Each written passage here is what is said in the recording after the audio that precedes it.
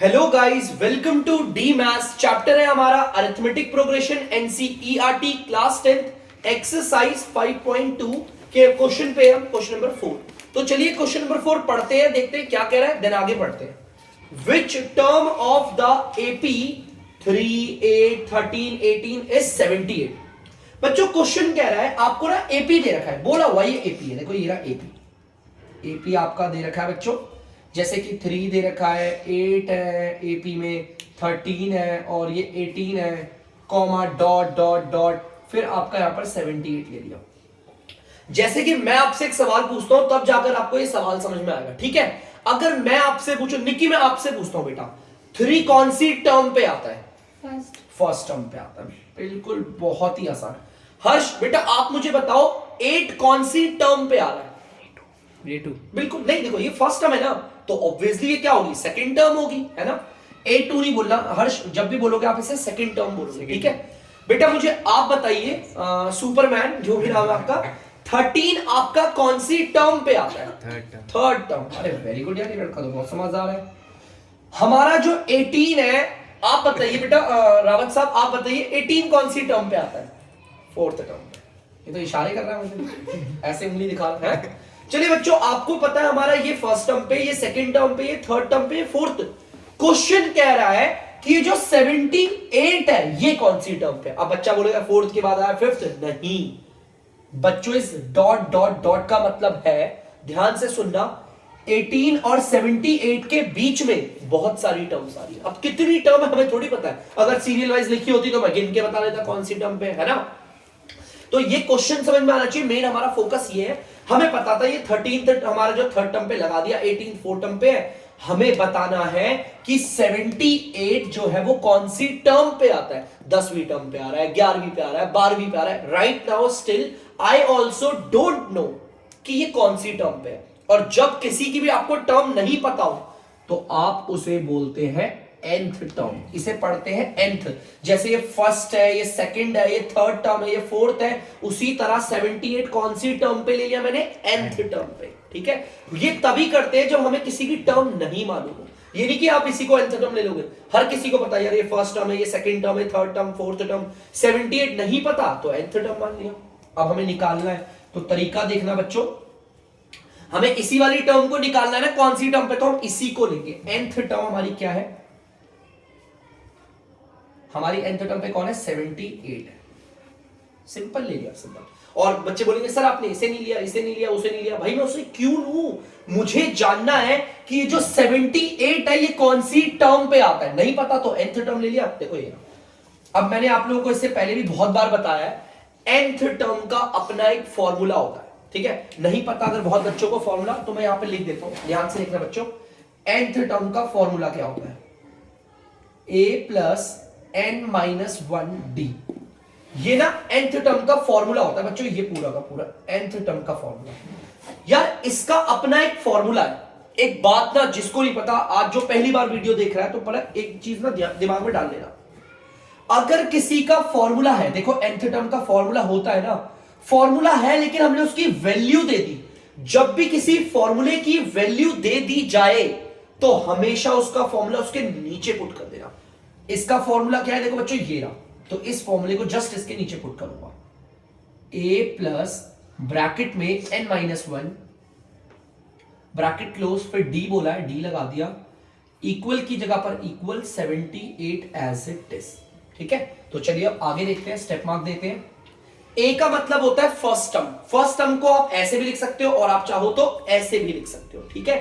तो पहले हमें फर्स्ट टर्म बोला है, हमारे एपी को देख लीजिए, फर्स्ट टर्म हमारी क्या है? 3, तो मैंने a की जगह पर लगा दिया 3, ठीक है। फर्स्ट टर्म 3 है तो 3 लगा दिया। प्लस की जगह पर प्लस, ब्रैकेट ओपन बोला है, ब्रैकेट ओपन कर लिया। अब वो कह रहा है n क्या है? n तो हमें पता ही नहीं है। अगर n ही मुझे पता होता तो पता नहीं चल जाता कौन सी टर्म है, तो नहीं पता, तो n की जगह n माइनस 1, ब्रैकेट क्लोज। यहां पर d बोल रहा है, d को बोलते हैं बच्चों कॉमन डिफरेंस। कॉमन डिफरेंस का मतलब ये एपी है ना बच्चों, चाहे आप इन दोनों के बीच का गैप निकालो, चाहे इन दोनों के बीच का गैप निकालो, इन दोनों के बीच का गैप, सबका गैप सेम होता है। तो आप चाहो तो d किसी से भी निकाल लो। मैं यहां पर कॉमन डिफरेंस d जो है वो इन दो टर्म से निकालूंगा। इन दो टर्म को ले रहा हूं, लिखूंगा पहले फोर्थ टर्म माइनस, फिर लिखूंगा थर्ड टर्म। दोनों लगातार टर्म को माइनस करना होता है। फोर्थ टर्म हमारी क्या है बच्चों 18, माइनस की जगह माइनस। थर्ड टर्म आप देख सकते हो बच्चों 13, 18 में से अगर 13 जाएगा तो आएगा 5। तो बच्चों यहां पर d जिसे हम कॉमन डिफरेंस भी बोलते हैं, ठीक है, वो हमारा आ गया 5। अब d की जगह पर हम यहां पर 5 लिख देंगे, दैट्स सिंपल। चलिए आगे करते हैं। 3 प्लस एक्चुअली ना 5 ना इससे मल्टीप्लाई हो रहा है ब्रैकेट से, लेकिन यहां से ज्यादा हमें यहां अच्छा लगता है देखने में, तो हम 5 को उठा के यहां शिफ्ट कर देते हैं। देखो यहां बाकी कुछ नहीं बदला मैंने, आप देख सकते हैं बच्चों कुछ भी नहीं बदला है। मैंने सिर्फ 5 यहां था ना उसे यहां लिख दिया, क्योंकि यहां पर मल्टीप्लाई ज्यादा अच्छा लगता है हमें करना, ठीक है। अब जैसा आप सब जानते हो ब्रैकेट के जो बाहर वाला होता है वो ब्रैकेट के अंदर वालों से सबसे मल्टीप्लाई होगा। 5 जो है वो n से भी मल्टीप्लाई होगा और 5 जो है वो 1 से भी मल्टीप्लाई होगा। 3 को मैंने एज इट इज रख दिया, पहले साइन को करेंगे फिर बाद में नंबर को। प्लस प्लस प्लस 5 को अगर n से मल्टीप्लाई करेंगे 5n आ गया, ठीक है। अब हमारा इन दोनों को मल्टीप्लाई करना है ना, इसके साइन को करेंगे प्लस माइनस माइनस। 5 को 1 से मल्टीप्लाई करेंगे तो 5 ही आ जाएगा, इक्वल 78। देखो ब्रैकेट के बाहर वाले को इन दोनों से मल्टीप्लाई करा, पहले साइन को करा ये आया, फिर नंबर को करा, उसी तरह साइन को फिर नंबर को। अब आगे देखते हैं बच्चों, ध्यान से देखना है। देखो ये सेम सेम है, देखो ये और ये सेम सेम है। देखो इस पे भी वेरिएबल नहीं है, इसके भी वेरिएबल नहीं है। इसको सॉल्व करेंगे तो आएगा आपका माइनस का 2 फिर प्लस का 5n। इस वाले को और इस वाले को सॉल्व करके -2 आ गया, प्लस का 5n आ गया as it is, equal to 78। चलिए कोई नहीं, आगे देखते हैं बच्चों। बच्चों यहां पर माइनस का 2 है, उधर जाकर किसका हो जाएगा प्लस का 2, उधर जाकर हो जाएगा प्लस का 2। देखो ध्यान से, यहां पर माइनस का 2 था, उधर जाकर हो गया प्लस का 2। अगर आप इन्हें जोड़ोगे तो ध्यान देखो, प्लस इधर नहीं भी लगाओ चलेगा, 5n क्या हो जाएगा आपका 80 हो जाएगा, ठीक है 80 हो जाएगा, ध्यान से देखना।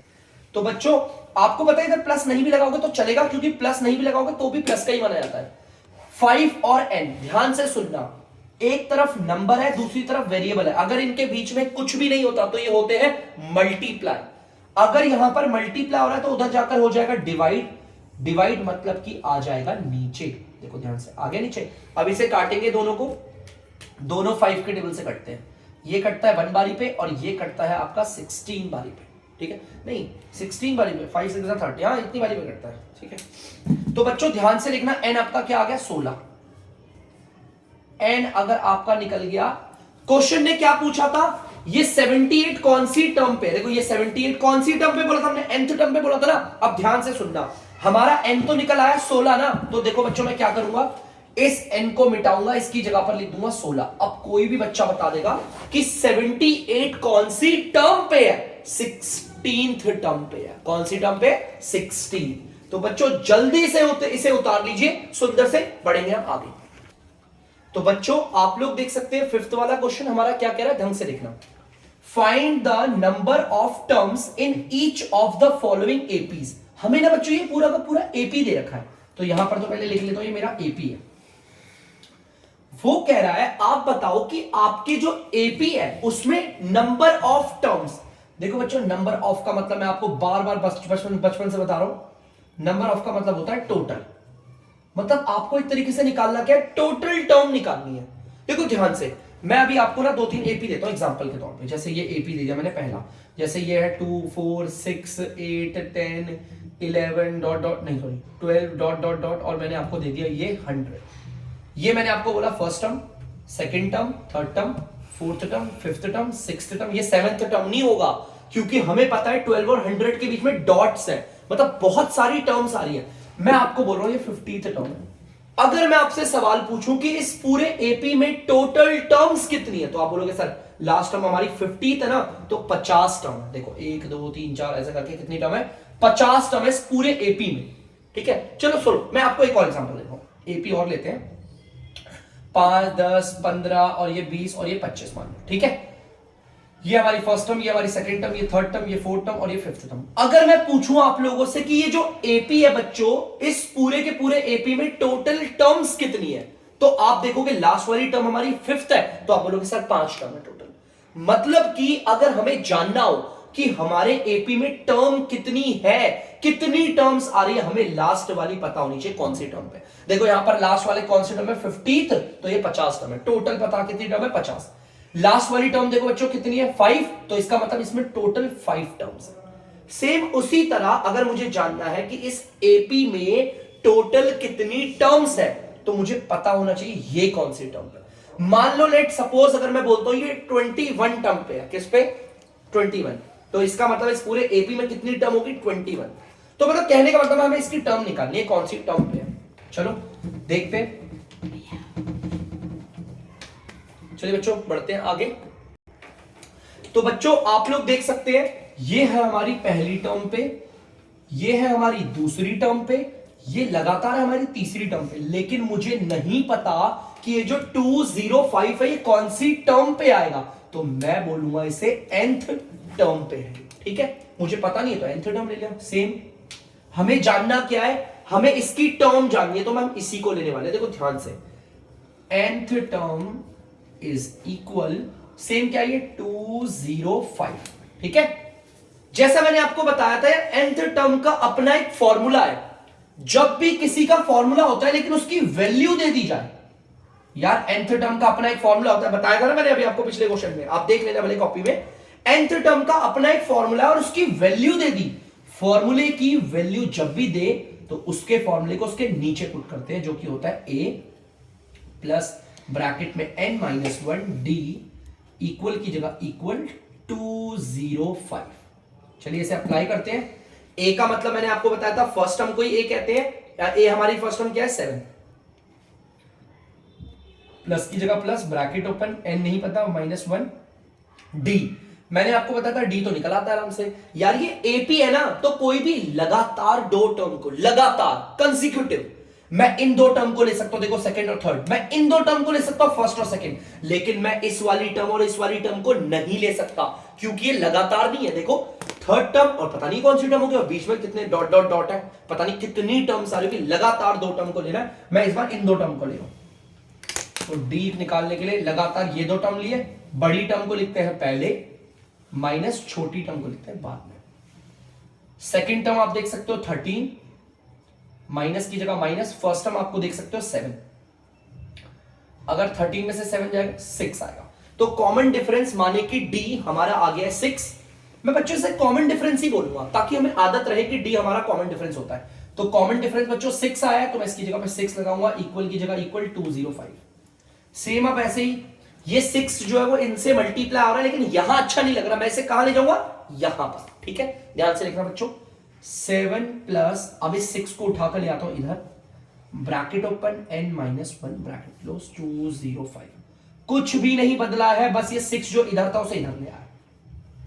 अब आपको पता है ब्रैकेट के बाहर वाला ब्रैकेट के अंदर वाले हर एक से मल्टीप्लाई होता है, तो पहले तो करेंगे साइन को मल्टीप्लाई। देखो इसको और इसको मल्टीप्लाई करना ना, पहले इन दोनों के साइन को करेंगे, प्लस प्लस प्लस, 6 को n से करेंगे आएगा 6n। अब इन दोनों को मल्टीप्लाई करना ना, तो पहले साइन को करेंगे, प्लस माइनस माइनस, 6 को 1 से करेंगे मल्टीप्लाई तो 6 आ जाएगा। ठीक है, अब बच्चों देखो ध्यान से, ये तो सेम कैटेगरी के लग रहे हैं है ना, ये वाला और ये वाला, क्योंकि बिना वेरिएबल वाले नंबर है, कांस्टेंट टर्म कहते हैं। ऐसा नंबर जिसपे कोई वेरिएबल ना हो वो कांस्टेंट होता है। 7 और 6 को सॉल्व करेंगे 1 आएगा, और ये प्लस का 6n आ गया। इस 7 को और इस -6 को सॉल्व करके 1 आया, और बाकी ये प्लस का 6n as it is equal 205। यहां पर ये प्लस का 1 है, उधर जाकर हो जाएगा आपका माइनस का 1। देखो ये हटा दिया मैंने, यहां से हट गया और इधर आ गया बच्चों माइनस का 1। इन्हें सॉल्व करोगे अगर आप तो ये आ जाएगा 204। यार इधर ना प्लस लगाने की जरूरत नहीं भी हो तो भी प्लस ही मानते हैं। यहां पर ये 6 इससे मल्टीप्लाई हो रहा है, उधर जाकर हो जाएगा डिवाइड, और डिवाइड का मतलब होता है बच्चों dr पे आ जाएगा, मतलब कि नीचे। तो चलिए इसे सॉल्व करते हैं बच्चों। ये 6 के टेबल से कट रहा है, देखते हैं 6 1 जा, और ये 6 3 जा 18, 6 4 जा 24, 34 वाली पे। तो हमारा n आ गया है 34। बच्चों n हमारा 34 आ गया, ध्यान से सुनना, n 34 आ गया। यहां पर देखो मैं इसको मिटाता हूं, ध्यान से सुनना, मैं इसको मिटाता हूं और यहां पर लिख देता हूं डिफरेंट मार्कर से 34। इसका मतलब मेरा ये जो आखिरी वाला नंबर है ना, ये कौन सी टर्म पे है, 34th टर्म पे है। हमने क्वेश्चन ने हमसे पूछा था ना कितने टर्म है, तो मैं लिखूंगा आंसर पे देयर आर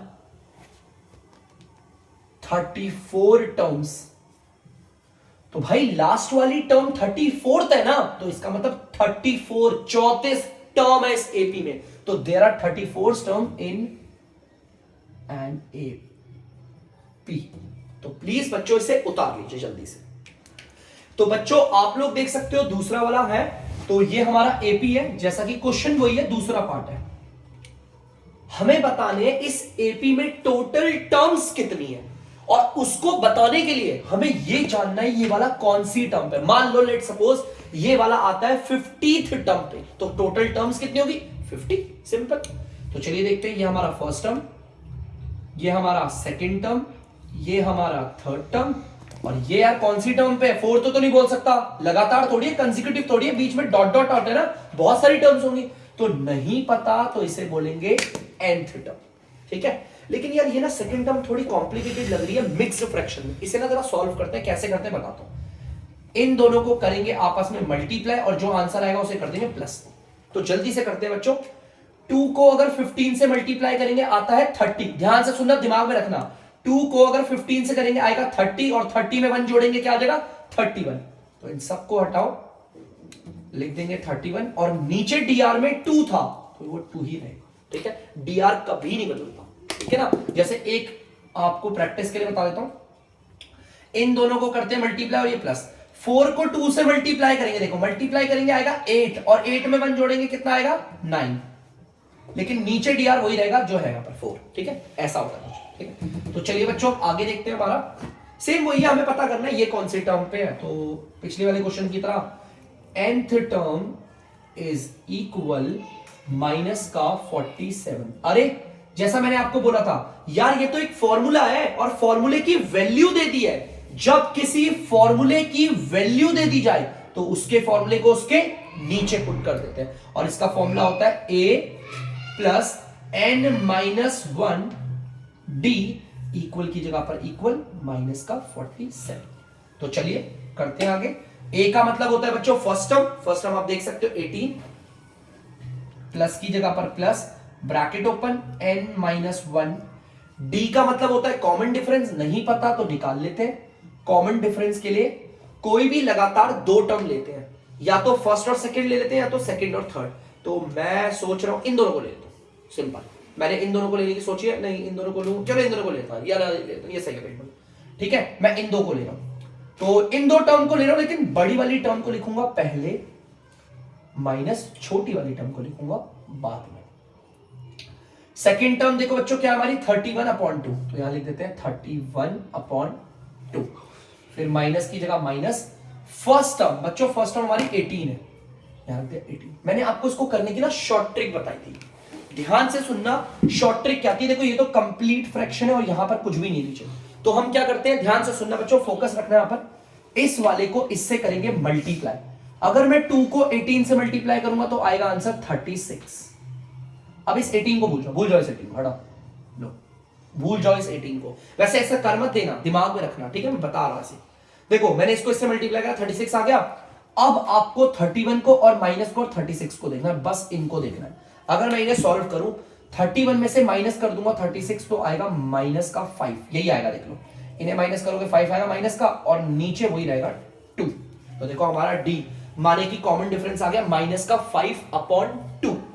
ये इसकी ट्रिक बताइए मैंने, और भी बार बार बताऊंगा तो समझ में आ जाएगा। तो कॉमन डिफरेंस कितना है, माइनस का 5/2। देखो जहां पर कॉमन डिफरेंस था वहां पे वही लिख दिया, डरना मत कि फ्रैक्शन में आ गया, डरने का नहीं बिल्कुल। इक्वल की जगह इक्वल, माइनस का 47। ठीक है बच्चों, अब आगे देखो सेम वही करूंगा। आपको पता होगा इस वाले पार्ट को ना इधर खिसकाना है, पहले तो मैंने प्लस उतार दिया।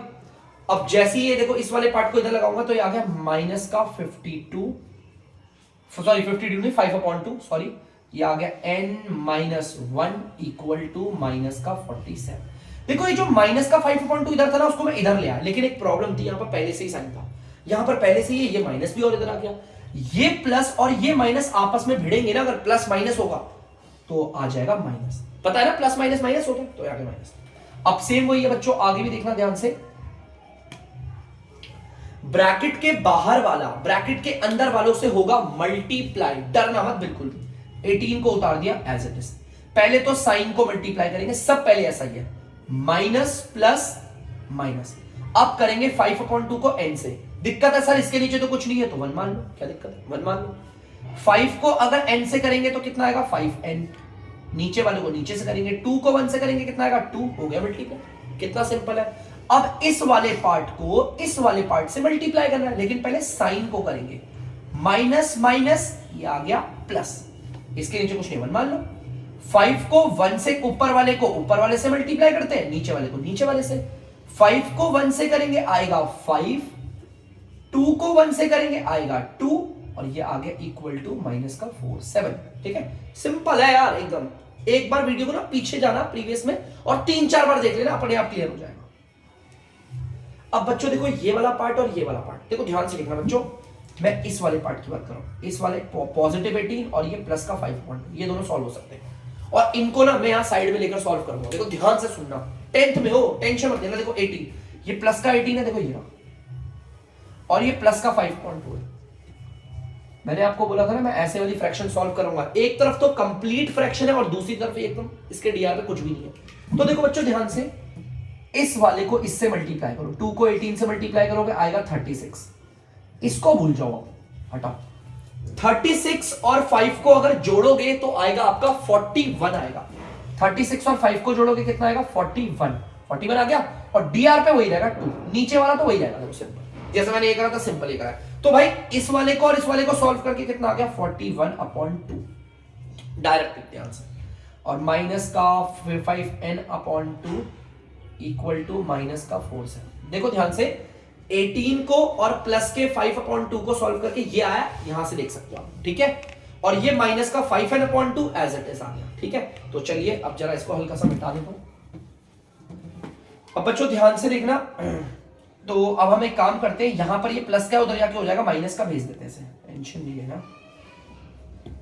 ये माइनस का 5n/2, ये माइनस का 47।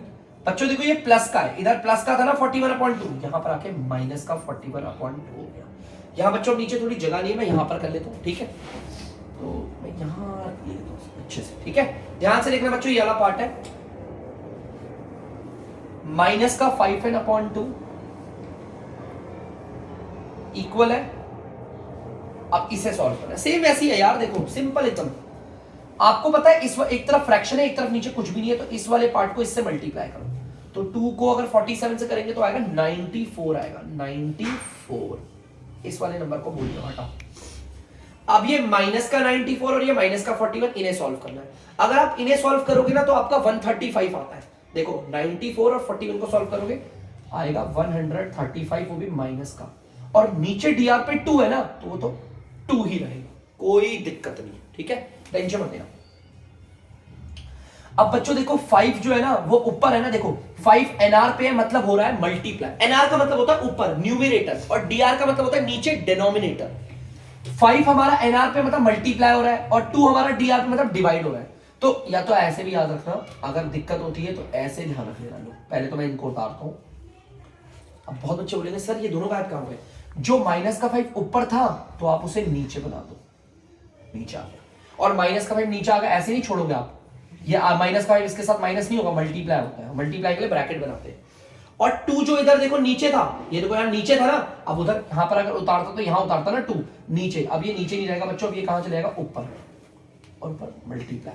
मल्टीप्लाई के लिए मैंने ब्रैकेट बना रखा है, क्योंकि अब ऐसा नहीं लिखना, अब ऐसे वाले दिन नहीं गए हमारे, ऐसे लिख सकते हो लेकिन थोड़ा स्मार्ट वर्क करो यार, बड़ी क्लासेस में मल्टीप्लाई का यूज, ब्रैकेट्स का यूज करो। देखो बच्चों, देखो माइनस है तो माइनस कर दिया, ये 2 से ये पूरा का पूरा 2 कट गया, 5 और 135 देखो कट रहे हैं, ध्यान से देखो, 5 1 जा, और ये 5 के टेबल से कटता है, 5 2 या 10, 5 7 35, ये आ गया 27 बार में। तो n देखो कितना आ रहा है, यहां पर आपको पता है 27 ही बचा है, बाकी नीचे 1 की कोई वैल्यू नहीं होती, तो हमारा n आ गया 27। तो हमें पता है n 27 आ गया, तो जल्दी से इसको मिटाकर लिख देता हूं मैं यहां पर 27। इसका मतलब हमारे यहां लास्ट जो टर्म है वो 27th टर्म पे है, तो इस पूरे एपी में टर्म्स कितनी होगी 27। तो आप लोग लिखेंगे, मैं बोल रहा हूं, there are 27 terms in our AP. तो जल्दी से उतार लीजिए बच्चों से। तो बच्चों क्वेश्चन नंबर 6 हमारा क्या कह रहा है, देखिए मैं पढ़ के बताता हूं आपको। चेक वेदर माइनस का 150, देखो वो इसकी बात कर रहा है, माइनस का 150 is a term of AP. वो कह रहा है क्या ये हमारे एपी की टर्म में आता भी है नहीं आता। तो पहले एक काम करते हैं, इस एपी को यहां पर उतारते हैं, ध्यान से देखना बच्चों। एपी तो ये 11 आ गया, फिर ये 8 आ गया, फिर 5 आ गया, फिर आपका 2 आ गया, फिर ये डॉट डॉट डॉट। वो कह रहा है माइनस का 150 क्या हमारे इस एपी में, देखो डॉट डॉट डॉट का मतलब आगे बहुत सारी टर्म्स आ रही है ना, इनफाइनाइट। तो ये माइनस का 150 आता भी है हमारे एपी में नहीं आता। तो चलो चेक करते हैं, है ना। अब कैसे चेक करेंगे, मैंने यहां पे पुट कर दिया, लो अभी यहां पर इसको ऐसी टेम्पररी पुट कर देता हूं। मान लिया मैंने, मुझे चेक करना है, वाकई में मुझे चेक करना है कि जो माइनस का 150 है ना, वो मेरे इस एपी में आता है या नहीं आता। अभी तो पता ही नहीं है, लेकिन मैंने फिर भी मान लिया आता है शायद से।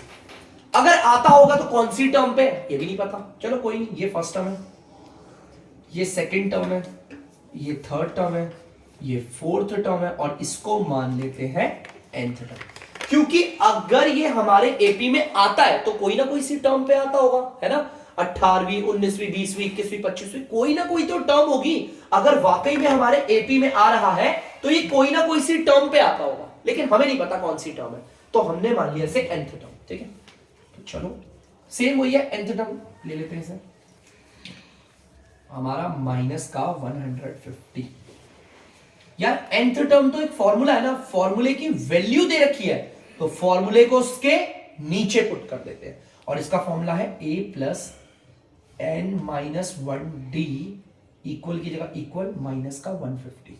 चलिए जल्दी पुट करते हैं।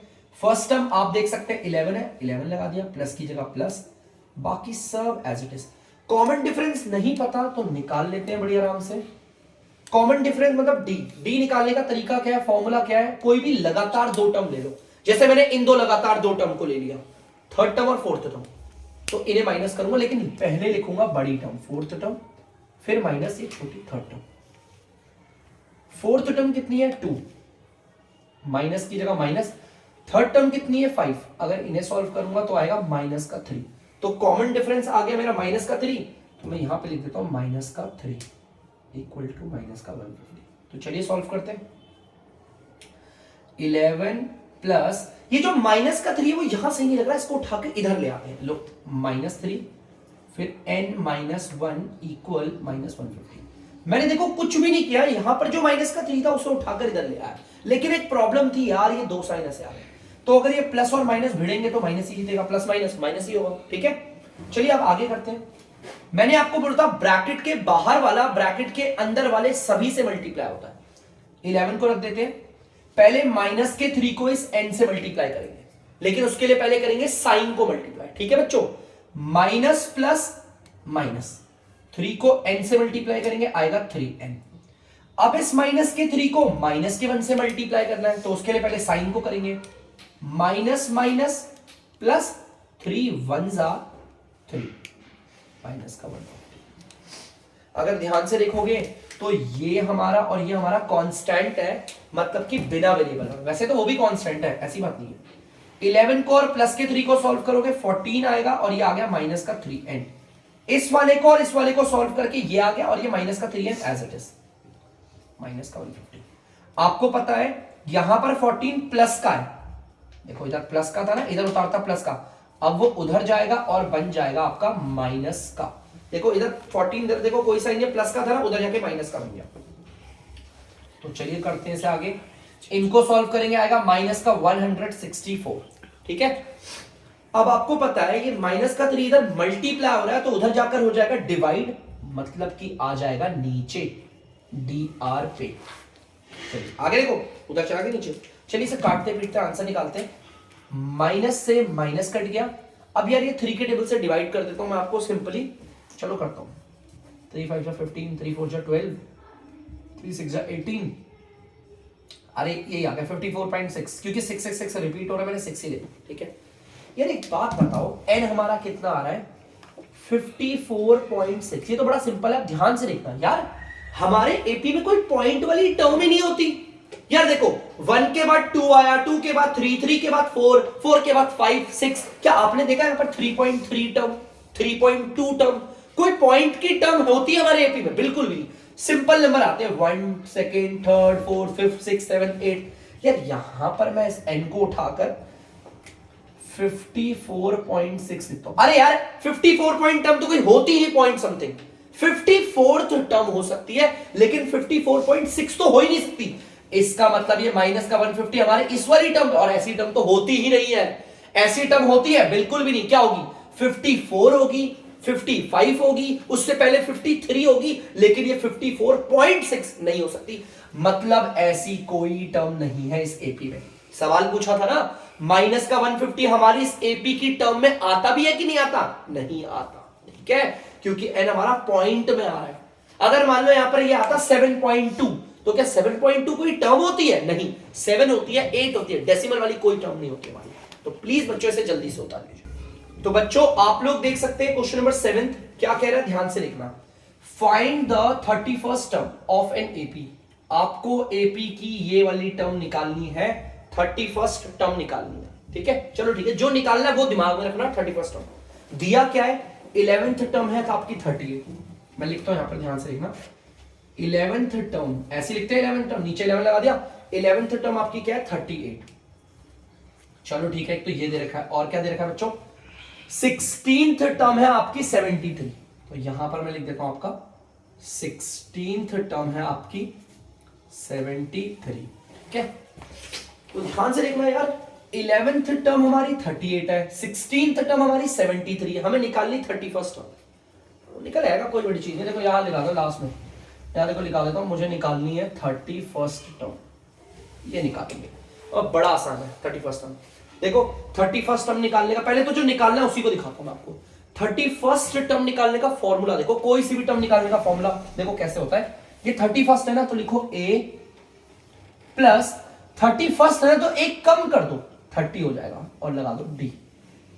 ये होता है फॉर्मूला, हर किसी टर्म का होता है, अभी आगे और बताऊंगा।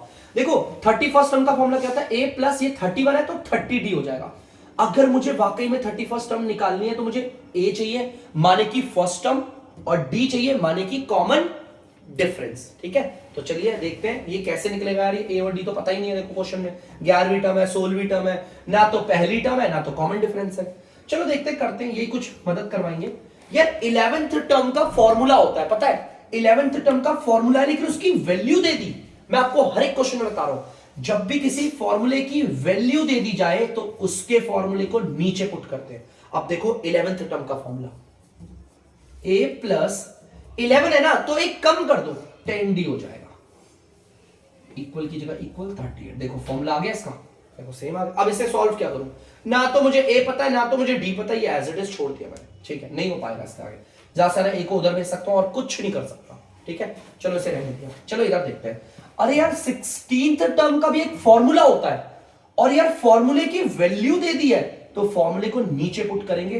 16th टर्म का फॉर्मूला जरा ध्यान से लिखना, a प्लस 16 है ना, तो एक कम कर देंगे, आएगा 15d।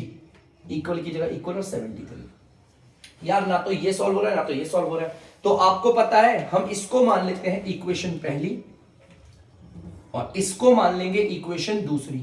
बच्चों आपको पता है ये linear pair of linear equation in 2 variable है। देखो 2 वेरिएबल वाली इक्वेशन है, यहां पर भी 2 वेरिएबल वाली इक्वेशन है, और पेयर क्यों बोला है? 2 इक्वेशन है इसलिए पेयर।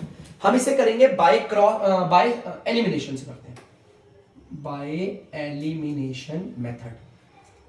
तो ध्यान से देखना बच्चों, एलिमिनेशन मेथड में क्या करते हैं, पहले दोनों इक्वेशंस को उतारेंगे। देखो a plus 10d equal to 38। ध्यान से देखना बच्चों, ये पहली इक्वेशन हमारी, ये हमारी, अरे ये हमारी है पहली इक्वेशन। ठीक है, अब ध्यान से देखना बच्चों, दूसरी इक्वेशन उतारते हैं। a प्लस 15d, ये है हमारी दूसरी इक्वेशन। ठीक है, ये दूसरी इक्वेशन है, मैं यहां लिख देता हूं दूसरी इक्वेशन। ठीक है, एलिमिनेशन में क्या होता है, पहली इक्वेशन और दूसरी इक्वेशन को उतार दो। अब ध्यान से सुनना, ठीक है, बहुत बच्चों को शायद से नहीं पता होगा इसे करते कैसे सॉल्व, तो मैं आपको बताता हूं। या तो आपको ये देखो ये दो वेरिएबल है हमारे पास, या तो ए वेरिएबल चल रहा है और डी वेरिएबल है ना, या तो इस डी वाले को सेम करो या तो इस ए वाले को करो। तो यार ये तो सेम है, चलो एक काम करता हूं, मैं डी वाले को सेम करता हूं। ध्यान से सुनना, मैं इस डी वाले को सेम करना चाहता हूं, तो देखो करूंगा कैसे, इसको हटा देता हूं जरा, ध्यान से सुनना। मैं अगर इस डी वाले को सेम करना चाहता हूं तो यार यहां पर और यहां पर मेरे को इक्वेशन को मल्टीप्लाई करना है। मैं इसे किससे मल्टीप्लाई करूं और इसे किससे करूं जो सेम हो जाए। मैंने देखा कि अगर मैं इस इक्वेशन को करता हूं 3 से, अगर मैं इस इक्वेशन को 3 से मल्टीप्लाई करूंगा तो 3 अगर यहां पर होगा 10 से तो 30d हो जाएगा। 30d होगा ना, तो इधर भी 30d होना चाहिए। तो 30d कैसे बनेगा, जब मैं इस इक्वेशन को करूंगा 2 से, क्योंकि 2 अगर 15 से होगा तभी 30 होगा। ठीक है, ध्यान से देखो, मुझे या तो ए वालों को सेम करना होता है या तो डी वालों को। यहां पर ए पहले से ही सेम है, लेकिन मैं फिर भी आपको समझा रहा हूं डी वालों को लेकर। मैंने देखो क्या करा, ऊपर वाली इक्वेशन को किससे मल्टीप्लाई किया, 3 से, क्योंकि 3 अगर इस 10 से मल्टीप्लाई होगा तो 30 बन जाएगा। और नीचे वाली इक्वेशन को किससे किया, 2 से, क्योंकि 2 इधर से मल्टीप्लाई होगा तो 30 हो जाएगा। सेम हो जाएंगे। तो चलो करते हैं, 3 को पहले इस वाली पूरी वाली इक्वेशन से करते हैं। 3 होगा ए से 3a, ठीक है, फिर ये प्लस यहां बना दिया। फिर 3 होगा आपका 10d से हो जाएगा 30d, फिर इक्वल आ गया। फिर 3 होगा आपका 38 से 3 3 3 8 24 9 10 11, ठीक है, 114 आ गया। ठीक है, 3 को पूरी इक्वेशन से मल्टीप्लाई करते हैं, सिर्फ इससे नहीं होगा, पूरी इक्वेशन से होगा। अब इसकी बारी देखो, ध्यान से देखते हैं, कुछ करते देखो आगे क्या होता है हमारा, है ना। तो वैसे अगर मैं आपको बताऊंगा ना ध्यान से, तो इसमें ना आपके सारे कट जाएंगे और नहीं आंसर आएगा। क्यों नहीं आएगा, बस मैंने खाली अभी आपको ऐसे ही बता दिया, आंसर नहीं आएगा। क्यों, क्योंकि यहां पर ये वेरिएबल पहले से ही सेम है, पहले से ही ये वेरिएबल पूरा का पूरा सेम है। अगर आप दूसरे को भी सेम करोगे तो पूरा कट जाएगा, पूरा का पूरा कटेगा, इस चीज को ध्यान रखना। वैसे चलो कोई नहीं, मैं करता हूं, या तो हो ही जाएगा, फिलहाल देखते हैं आगे। अब इस वाली इक्वेशन को करते हैं, 2 को पहले a से करेंगे तो 2a आ जाएगा, फिर ये प्लस है, इस प्लस को यहां बना दिया। फिर 2 को 15d से करेंगे तो आएगा 30d, ठीक है, 30d आएगा, इक्वल की जगह इक्वल। फिर 2 को इससे करेंगे तो आएगा 2 समझा 14, 2 3 6 146। देखो कर दिया ऐसे भी। तो चलो अब इसे ऐसे लाइन खींच देते हैं और नीचे वालों के कर देंगे साइन चेंज। देखो ये प्लस का है, यहां पर भी कोई साइन नहीं, प्लस का साइन चेंज करेंगे, ध्यान से देखना। ये प्लस हो जाएगा माइनस, ये भी प्लस हो जाएगा माइनस, और ये भी प्लस हो जाएगा माइनस। देखो 3a और 2a, अगर आप इन्हें माइनस करोगे, देखो 3a प्लस का है और माइनस का 2 है, क्योंकि ये साइन नहीं है तो ये a आ जाएगा सिंपल। एक प्लस का 30d और माइनस का 30d, ये तो कैंसिल हो गया। जिसको सेम करते हैं ना वो कैंसिल हो जाता है, मैंने इन्हीं को सेम करा है ना, तो ये कैंसिल हो गया। इक्वल, इन्हें सॉल्व करेंगे तो आएगा 6 में से 4 गया 2, 32। अगर आप इन्हें सॉल्व करोगे तो आ जाएगा माइनस का 32। तो देखो हमारा a मतलब फर्स्ट टर्म आ गई, ध्यान से देखना बच्चों, a का मतलब होता है फर्स्ट टर्म। आ गई फर्स्ट टर्म 32, ये आ गया। अब बस खाली ये निकालना है, काम खत्म अपना। अब ये कैसे निकालते हैं, जब भी हमारा ये आता है तो पुट इन इक्वेशन, आप कोई सी भी इक्वेशन बैठा दो, पहली पे बैठा दो या फिर दूसरी पे, जिस पे भी मन हो। जैसे मेरा मन कर रहा है इस पे बैठाने का, सिंपल सा, तो इस पे बैठा देते हैं, कोई दिक्कत नहीं। तो पुट इन इक्वेशन पहली, मैं पहली इक्वेशन पे बैठाऊंगा इसे। पहली इक्वेशन पे बैठाने का मतलब क्या है, पहली तो पूरी पहली की इक्वेशन उतार दो, ये पहली इक्वेशन उतार दो, a plus 10d equal to 38। देखो ये पहली इक्वेशन है, ध्यान से देखना, पहली इक्वेशन है, देखो ध्यान से देखो, ये पहली इक्वेशन को मैंने यहां पे उतार दिया एज इट इज, ठीक है, पहली इक्वेशन है। अब इस पे इसको कैसे बैठाएं, जहां पर भी a दिखेगा माइनस का 32 लिख दूंगा। देखो a है माइनस का 32, बस इसी को तो कहते हैं बैठाना। यहां पर ये माइनस, जरूरी नहीं पहले पे, आप चाहो तो दूसरी पे भी बैठा लो, वही आंसर आएगा। माइनस के 32 को उधर ले जाओगे, क्या आ जाएगा, प्लस का 32। और अगर आप इन्हें सॉल्व करोगे तो यह आ जाएगा आपका 8 9 10 70। यहां पर 10 मल्टीप्लाई हो रहा है, उधर जाके हो जाएगा डिवाइड। डिवाइड का मतलब नीचे कट के आ गया d7। देखो d भी आ गया, a भी आ गया। और कोई सी भी टर्म निकाल ली, उसे हमेशा याद रखना, इसने आपको 31 बोला है। अगर आपने फर्स्ट टर्म पता कर ली और कॉमन डिफरेंस पता कर लिया, आप कोई सी भी टर्म निकाल सकते हो, कोई सी भी यार, फर्स्ट निकाल सकते हो, सेकंड निकाल सकते हो, थर्ड निकाल सकते हो, 100 टर्म निकाल सकते हो, कोई सी भी। तो ये क्या है, ये तो अब आराम से निकल आएगा। ए हमारा मतलब फर्स्ट टर्म क्या है, माइनस का 32। तो मैं यहां लिख देता हूं माइनस का 32, प्लस की जगह पर प्लस आ गया, 30 की जगह पर 30। डी बोल रहा है, डी हमारा क्या है 7 है, देखो नीचे वन की कोई वैल्यू नहीं होती, तो डी आ गया आपका 7। चलो करते हैं माइनस का 32, ब्रैकेट के बाहर वाला ब्रैकेट के अंदर वाले से मल्टीप्लाई होगा, तो 37 जा 210।